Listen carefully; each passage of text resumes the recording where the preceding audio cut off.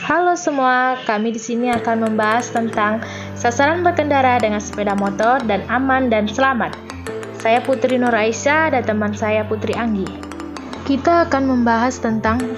Penetapan konsep, 2. Identifikasi risiko, 3. Analisis risiko, 4. Evaluasi risiko, 5. Mitigasi risiko. Oleh karena itu, kita harus memahami apa itu manajemen risiko, yaitu suatu usaha yang nasional untuk mengurangi kerugian yang cedera.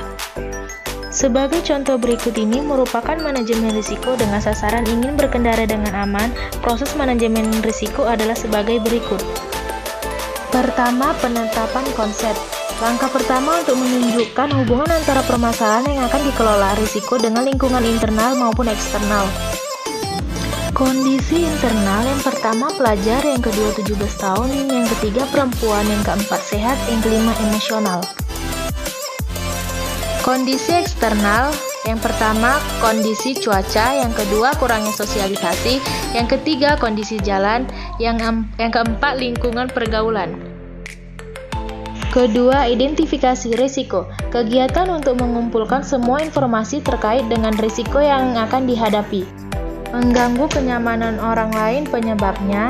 Yang pertama, berkendara di trotoar, yang kedua melawan arah, yang ketiga terlalu sering menyembunyikan klakson.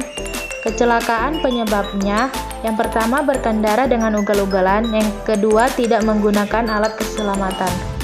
Ditilang penyebabnya, pertama lupa untuk membawa SIM, kedua tidak menggunakan helm, ketiga melanggar rambu lalu lintas. Kemacetan penyebabnya, adanya pemberhentian lampu merah, kedua volume kendaraan terlalu banyak, ketiga berkendaraan pada jam sibuk.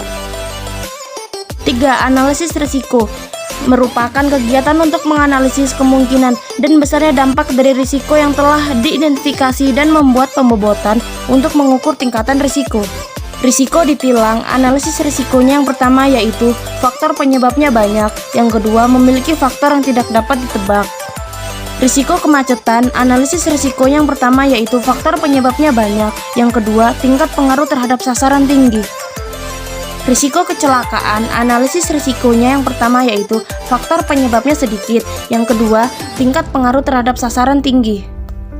Risiko mengganggu kenyamanan orang lain. Analisis risikonya yang pertama yaitu tingkat kemungkinan terjadinya sedang, yang kedua tingkat pengaruh terhadap sasaran rendah.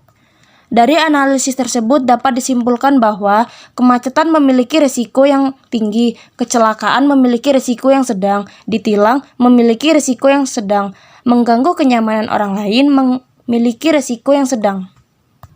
4. Evaluasi risiko, yaitu menentukan tingkat prioritas dari risiko-risiko yang ada. Risiko yang harus dilakukan penanganan pertama yaitu nomor 1 dan nomor 2, kemacetan dan ditilang.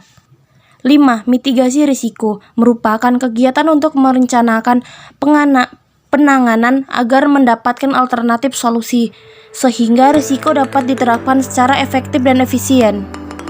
Risiko kecelakaan. Mitigasi risikonya yaitu yang pertama, tidak mengebut dan ugal-ugalan di jalan, yang kedua menggunakan alat keselamatan diri. Risiko mengganggu kenyamanan orang lain. Mitigasi risikonya yaitu yang pertama, tidak melawan arah, yang kedua, tidak menggunakan trotoar, yang ketiga, tidak membunyikan klakson. Apabila ada terjadi risiko baru, maka kita akan membuat mitigasi yang baru,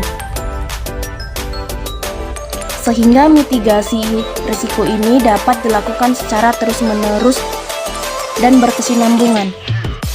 Jadi manajemen risiko tidak hanya diperlukan dalam mengelola risiko-risiko yang dihadapi saja, tetapi juga mengelola kehidupan sehari-hari.